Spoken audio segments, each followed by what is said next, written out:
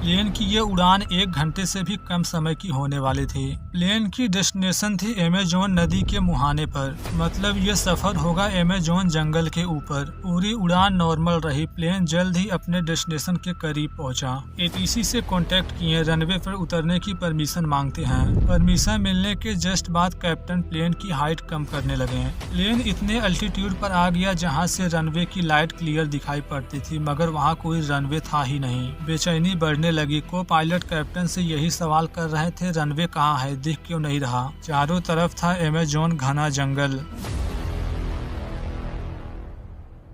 यह है देश ब्राजील। आज सभी की नजरें एक मुकाबले पर टिकी हुई है, रियो में चल रहे फुटबॉल मैच पर। करोड़ों फुटबॉल लवर ब्राजीलियाई अपने पसंदीदा टीम को विश्व कप क्वालिफाइंग के एक मुकाबले में अपने अपोनेंट चिली के खिलाफ देखने के लिए टीवी से चिपके हुए थे। वो फुटबॉल मैच बहुत महत्वपूर्ण था, क्योंकि अगर ब्राजील हार जाता तो वे विश्व कप के इतिहास में पहली बार बाहर हो जाते। होने वाला यह अहम मुकाबला हर किसी के जुबान पर है, यहाँ तक कि 1500 किलोमीटर दूर मराबा एयरपोर्ट पर भी, जहां वरीक फ्लाइट 254 का क्रू उड़ान भरने की तैयारी कर रहा है। प्लेन के कैप्टन तथा फर्स्ट ऑफिसर्स इसी मैच के बारे में डिस्कस कर रहे थे। प्लेन को माइनिंग सिटी मराबा से उत्तर की ओर बेलेम की तरफ उड़ान भरनी थी, जो अमेज़न नदी के मुहाने पर स्थित है। क्रू मौसम का फोरकास्ट जांचते हैं और अपने डेस्टिनेशन तक पहुंचने के लिए कंपास की दिशा सेट करते हैं। यह प्लेन जो एक ओल्डन जनरेशन का विमान है, इसमें मॉडर्न फ्लाइट मैनुअल कंप्यूटर नहीं हुआ करते थे। वे ग्राउंड बेस रेडियो नेविगेशन पुरानी टेक्नोलॉजी का इस्तेमाल कर रहे हैं। विमान में 48 यात्री, 6 क्रू मेंबर, मीन्स टोटल 54 लोग सवार हैं। टेक ऑफ के लिए पायलट इम्पोर्टेंट वर्क को शुरू करते हैं। शाम 5:35 पर बोइंग 737 ने उड़ान भरी। यह एक बहुत ही नॉर्मल उड़ान थी। दिन बिल्कुल साफ था, मौसम से जुड़ी कोई समस्या नहीं थी। ये फ्लाइट पूरा हो जाती थी 1 घंटे से भी कम समय में। 23 मिनट बाद कंप्यूटर कैप्टन को बताता है वे वेलम के करीब पहुंच रहे हैं। इस विमान में परफॉर्मेंस मैनेजमेंट सिस्टम था, जिससे वे डेस्टिनेशन तक की दूरी को रिकॉर्ड कर सकते थे और यह फ्यूल इफिशियंसी को बेहतर बनाने में मदद करता था। समय पूरी होने के बाद पायलट ने कहा, लगता है हम लगभग पहुंच गए हैं। पायलट जमीन पर कंट्रोलर से कांटेक्ट करने की कोशिश करते हैं। कैप्टन कहते हैं बेलम टावर वेरिक फ्लाइट 254 लैंडिंग की परमिशन मांग रहा है। अजीब बात थी कि टावर से उन्हें कोई रिस्पॉन्स नहीं मिला। पायलट की तरफ से कई बार कहा गया, कंट्रोल टावर क्या आप सुन रहे हैं? जवाब न मिलने से पायलट हैरान हो गए। मन में सबसे पहला सवाल यही आया, क्या कम्युनिकेशन रडार में कोई समस्या है? वे एयर ट्रैफिक कंट्रोलर से बात क्यों नहीं कर पा रहे हैं? वास्तव में ये अजीब था। अब वे बीकन का सिग्नल भी नहीं पकड़ पा रहे थे। दरअसल एयरपोर्ट में बहुत हाई फ्रिक्वेंसी वाले डायरेक्शनल रेंज बीकन या वीआर बीकन लगे होते हैं। ये बीकन ऐसे सिग्नल भेजते हैं जिसको फॉलो करते हुए विमान रनवे पर पहुंचते हैं, मगर पायलट को कुछ भी नहीं मिल रहा था। प्लेन एयरपोर्ट से सिग्नल नहीं पकड़ पा रहा। अब टावर को एचएफ पर कॉल करते हैं। कैप्टन अपना रेडियो हाई फ्रिक्वेंसी पर स्विच किए और फिर से कांटेक्ट करने की कोशिश किए। इस बार भी अपनी वीएचएफ कम्युनिकेशन रेडियो पर भी एयर ट्रैफिक कंट्रोलर से कांटेक्ट नहीं कर पाए। ऐसा कभी कभी हो जाता था। इसके लिए फिर एक लंबी दूरी की रेडियो सिस्टम का उपयोग करना आवश्यक होता था। यह स्ट्रेटजी काम करती है। एयरपोर्ट से कांटेक्ट होता है। ट्राई करने के बाद भी वे उससे कांटेक्ट नहीं कर पा रहे थे। बिना उसके रनवे तक उतरना संभव नहीं था। जब प्लेन डेस्टिनेशन के पास पहुंचता है तो पायलट को जमीन पर स्थित उस स्पेसिफिक बीकन के लिए रेडियो नेविगेशन ट्यून कर रहा होता है। पायलट की ओर से कंट्रोल टावर को कहा गया, हम अप्रोच पर हैं, लेकिन वार्ड दिखाई नहीं दे रहा है। लगता है बीकन बंद है। ट्राई के बाद भी वे उससे कांटेक्ट नहीं कर पा रहे थे। बिना उसके रनवे पर उतरना संभव नहीं था, वह भी रात के समय जब आपको नहीं दिखेगा कि रनवे कहाँ है। इस समस्या के बाद जो उन्हें करना था शुरू किए वही। ये था डेड रिकॉर्डिंग, या जिसे एस्टिमेटेड कैलकुलेशन भी कहा जाता है। कैप्टन परफॉर्मेंस मैनेजमेंट सिस्टम की जांच करते हैं, जो कैलकुलेशन करता है कि डेस्टिनेशन पर कब पहुंचेंगे। एटीसी को बताते हैं सिस्टम के अकॉर्डिंग वो 25 मिनट दूर है रनवे से। अप्रोच के लिए चढ़ाई की परमिशन चाहते हैं। कंट्रोल प्लेन को 20,000 फीट तक उतरने की परमिशन दे देते हैं। नॉन रडार एनवायरनमेंट में एयर ट्रैफिक कंट्रोलर हवाई जहाज के समय के बेस पर अलग रखते हैं, इसलिए ये पोजीशन रिपोर्ट बहुत महत्वपूर्ण होती है। यदि पायलट के एस्टिमेटेड टाइम में 3 मिनट से अधिक का बदलाव होता है तो उन्हें एयर ट्रैफिक कंट्रोलर को इन्फॉर्म करना होता था। हवाई जहाज को जल्द ही रनवे पर होना चाहिए। जब प्लेन उतर रहा था ऐसा लग रहा था जैसे ये नॉर्मल लैंडिंग है। जैसे ही विमान बादलों के नीचे आता है कैप्टन रनवे की लाइट्स देखने की कोशिश करते हैं। बार बार यही कहा जा रहा था लाइट्स कहाँ है, एयरपोर्ट कहाँ है और हवाई अड्डे को देखने की उम्मीद करते हैं। प्लेन को लैंडिंग रनवे के साथ वेव अलाइन करने की कोशिश में है बट उन्हें रनवे ही नहीं दिख रहा। जहाँ तक नजर जाती है केवल अंधेरा ही अंधेरा है। सबने सोचा अगर रनवे नहीं है तो हम कहाँ उतरेंगे। प्लेन में घबराहट बढ़ने लगी। लोग पूछ रहे थे हम बेलेन में लैंड क्यों नहीं कर रहे, क्या हो रहा है। इसके जस्ट सेकंड बाद में कैप्टन कहते हैं रुको 1 मिनट, मुझे लगता है कि हम एयरपोर्ट को पार कर गए हैं। क्रू को शायद समस्या का पता चल गया है। परफॉर्मेंस मैनेजमेंट सिस्टम दिखाता है कि वे अपने डेस्टिनेशन से 45 किलोमीटर आगे बढ़ चुके हैं। तुरंत अगला डिसीजन लिया गया, धीरे धीरे दाएं मुड़ने लगे। उन्हें फील हुआ कि हमने एक छोटी नेविगेशन की गलती की है। एयरपोर्ट ढूंढना है और आगे बढ़कर लैंड करना है। पायलट ने पैसेंजर को कोई एक्सप्लेनेशन नहीं दिया, बस विमान को मोड़ने और घुमाने लगे। अब तक रात हो चुकी थी, कुछ ही मिनट में लगा वे बहुत पास हैं। फ्लाइट बेलेम के लिए और नीचे आने की परमिशन मांगते हैं। एयरपोर्ट कंट्रोल विमान को 4000 फीट तक और नीचे उतारने की अनुमति देते हैं। कैप्टन को उम्मीद थी वे लगभग 5 मिनट में एयरपोर्ट में लैंड कर लेंगे। उम्मीद लगाए हुए हैं जल्द ही जमीन पर रोशनी दिखाई देगी, पर ऐसा कुछ नहीं था। चारों तरफ अंधेरा, पायलट रनवे ढूंढने के और भी करीब नहीं है। फ्यूल की जांच किए। अब सवाल उठता है वे इसके बारे में क्या करने वाले हैं। अब एयरपोर्ट पर कंट्रोलर की चिंता बढ़ती जा रही थी। फ्लाइट को 10 मिनट पहले लैंड कर जाना चाहिए था। प्लेन में फर्स्ट ऑफिसर्स एक ही शब्द कह रहे थे, रोशनी नहीं दिखाई दे रही है कैप्टन। अब एयरपोर्ट कंट्रोलर को पता चल गया था कि कोई गंभीर समस्या है। जब फ्लाइट नहीं उतरी तो इसे इमरजेंसी डिक्लेयर कर दिया गया। फ्लाइट पर स्थिति गंभीर होती जा रही थी। पायलट कहते हैं हमें जल्द ही उतरना होगा, नहीं तो हमारा फ्यूल खत्म हो जाएगा। अचानक उन्हें लगा हम पास हैं, बट जब वे उस जगह के ऊपर से उड़ान भरे जहां रनवे होना चाहिए वह उन्हें नहीं मिला।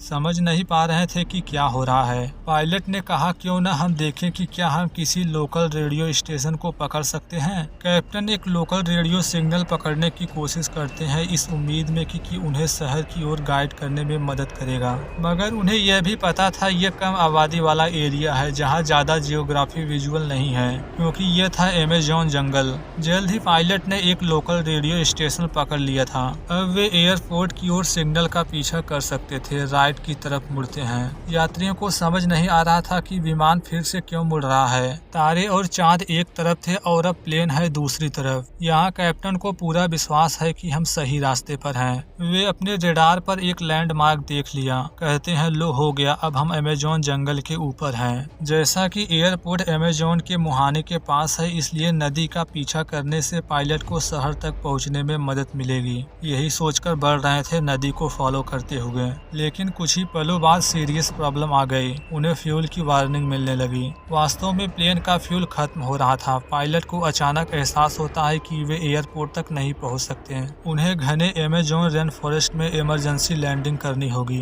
इमरजेंसी लैंडिंग से पहले कैप्टन यात्रियों को तैयार रहने को कहते हैं। अनाउंसमेंट किए महिलाओं और सज्जनों, हमारी नेविगेशन इंस्ट्रूमेंट में खराबी आ गई है, हमें इमरजेंसी लैंडिंग करनी पड़ेगी। सभी को अपने इमरजेंसी सिचुएशन में आ जाना चाहिए। अपना सिर नीचे झुकाएं और पैर एक साथ रखें। ऊपर वाला उनकी मदद करे, यही उनके आखिरी शब्द थे। बढ़ते हर सेकंड के साथ कैबिन में घबराहट फैलने लगी। कुछ लोग प्रार्थना कर रहे थे तो कुछ लोग दुर्घटना की स्थिति में सबसे अच्छी जगह ढूंढ रहे थे। 9:15 बजे फ्लाइट का फ्यूल खत्म हो जाता है। बायां इंजन सबसे पहले बंद होता है। दूसरा इंजन भी बंद होने से 37 टन का जेट धीरे धीरे जमीन की ओर करीब आता जा रहा था। हर किसी की जिंदगी उनकी आंखों के सामने घूम रही थी। पैसेंजर ऊपर वाले से अपने जीवन में की गई सारी गलतियों के लिए माफी मांग रहे थे। अमेज़न जंगल की जमीन पर टक्कर अब बस कुछ ही सेकंड दूर था। फिर क्या हुआ कि पेड़ों की सबसे ऊपरी शाखाओं से टच हुआ। पैसेंजर सबसे बुरा होने की उम्मीद कर रहे थे। उन्होंने एविएशन के इतिहास में सबसे कठिन फोर्स लैंडिंग की। जब विमान पूरी तरह से और सेफली रुका तो हर कोई अच्छी तरह से खुद को टटोला और ध्यान से चेक किया कि कोई गंभीर कट या खरोच या हड्डी टूटी तो नहीं। 54 यात्रियों और क्रू में से 48 बच गए थे। कई लोग बुरी तरह घायल हैं, जिनमें से फर्स्ट ऑफिसर्स भी शामिल थे। फर्स्ट ऑफिसर्स के एक तरफ पेड़ की शाखा घुस गई थी और वे बुरी तरह घायल हो गए थे। उनका पैर और कंधा दोनों घायल था। कैप्टन ने जल्द ही स्थिति को संभाल लिया क्योंकि उन्हें किसी भी प्रकार की कोई चोट नहीं आई थी। उसने वह सब किया जो एक कैप्टन को करना चाहिए। जिनकी मदद कर सकते थे हेल्प की, जिसे भी आज़ाद कर सकते थे उन्हें आज़ाद किया। जो लोग मेटल के डेब्रिज में फंसे थे उन्हें भी यहाँ से बाहर निकालना था, लेकिन अब उन्हें अपनी जीवित रहने की एक नई चैलेंज का सामना करना पड़ रहा था। सभी विशाल अमेज़न वर्षा वन में फंसे हुए हैं। न तो उनके पास खाना है, न पानी है, न इस बात की कोई गारंटी वे कभी निकल पाएंगे। प्लेन के टूटे हुए टुकड़े अब बचे हुए लोगों के लिए एकमात्र आश्रय था। अमेज़न जंगल के ऊपर विमान के अचानक गायब हो जाने से ब्राजीलियन एविएशन ऑफिसर्स के पास कोई जवाब नहीं था। किसी को भी ठीक नहीं पता कि क्या हुआ विमान के साथ। ये कभी भी वापस नहीं लौटा और ना ही इसके लौटने की कोई संभावना थी। यह एक ऐसी घटना थी जो हमेशा के लिए अतीत का हिस्सा बन गई। पहला चैलेंज प्लेन का पता लगाना और वहां पहुंचने का सबसे अच्छा तरीका ढूंढना है, क्योंकि शुरू में उन्हें ये नहीं पता कि वे कहाँ हैं। ट्रैफिक कंट्रोलर के अकॉर्डिंग कम्युनिकेशन पूरी तरह नॉर्मल था, सिवाय इस अजीब बात के कि जमीन पर लगे इक्विपमेंट से उन्हें कोई सिग्नल रिसीव नहीं हो रहे थे। मैराबा एयरपोर्ट रडार से लैस नहीं था। कंट्रोलर केवल इन्वेस्टिगेटर को पायलट की अंतिम रिपोर्ट की स्थिति बता सकता था। ज्यादा जानकारी न होने के कारण रेस्क्यू टीम एयरपोर्ट के आसपास एक छोटे एरिया में खोज कंसंट्रेट करते हैं। उन्हें फ्लाइट का कोई निशान नहीं मिलता। सैटेलाइट डेटा भी खंगालते हैं इस उम्मीद में कि विमान के इमरजेंसी ट्रांसमीटर से कोई सिग्नल मिल जाए। दरअसल प्लेन में लगे डिस्ट्रेस को दुर्घटना के बाद एक्टिव होने के लिए डिजाइन किया गया था, ताकि बचाव कर्मियों को विमान तक पहुंचने में मदद मिल सके। टक्कर के बाद उनका लोकेशन एक्टिव हो जाना चाहिए था। सैटेलाइट डेटा में बहुत से प्लेन नोटिस हुए जो उस एरिया के आसपास थे। उन बीकनों का सिग्नल अदर इमरजेंसी ट्रांसमिशनों के साथ उसी फ्रिक्वेंसी पर होता है, जिससे प्लेन का एक्यूरेट पता लगाना मुश्किल हो जाता है। जबकि इसी बीच कहीं अमेज़न जंगल में जीवित बचे लोग जिंदा रहने के लिए संघर्ष कर रहे थे। एक ग्रुप पानी की तलाश में निकला। वहां पास में एक नाला था। उन्होंने थोड़ा पानी पिया और थोड़ा पानी विमान में मौजूद लोगों के लिए वापस ले गए, लेकिन उनकी कोशिशें सभी को नहीं बचा सकती। वहां कुछ लोग थे जो बुरी तरह घायल थे और भयानक दर्द में थे। कुछ पैसेंजर की मौत होने लगी थी। अगर जल्द ही मदद नहीं पहुंचती थी और भी लोग मरते हैं। कैप्टन को उम्मीद थी एयरपोर्ट से रेस्क्यू टीम कुछ ही घंटों में क्रैश साइट को ढूंढ लेंगे। जब एक दिन बीत गए तो उन्हें डर है कि विमान का इमरजेंसी बीकन सिग्नल नहीं भेज रहा। कुछ बीकन तब एक्टिवेट होते हैं जब विमान समंदर में खो जाता है। बीकन इस प्लेन के मामले में इमरजेंसी लोकेटर ट्रांसमीटर केवल तब सिग्नल भेजता है जब वह पानी में डूबा होता है। कीमती पानी की कमी के कारण गार्ड ने एक कंस्ट्रक्टिव सोल्यूशन निकाला। उसे एक्टिव करने के लिए उस पर यूरिन किया। जबकि दूसरी तरफ रेस्क्यू टीम एक हेलीकॉप्टर भेजना चाहता है ताकि सिग्नल की पहचान की कंफर्मेशन की जा सके, क्योंकि पहले 48 घंटों में लोगों की बचने की संभावनाएं ज्यादा होती हैं। इसके बाद बचे लोगों के मरने की संभावनाएं बढ़ती हैं। जंगल में 2 रातें बिताने के बाद जीवित बचे लोगों को एहसास हुआ वे बचाव का इंतजार नहीं कर सकते। लोग कमजोर थे क्योंकि उनके पास पानी था लेकिन खाना नहीं। एक छोटा ग्रुप मदद ढूंढने के लिए जंगल में निकल पड़ा। कुछ घंटे बाद वे एक फार्म हाउस पर पहुंचे।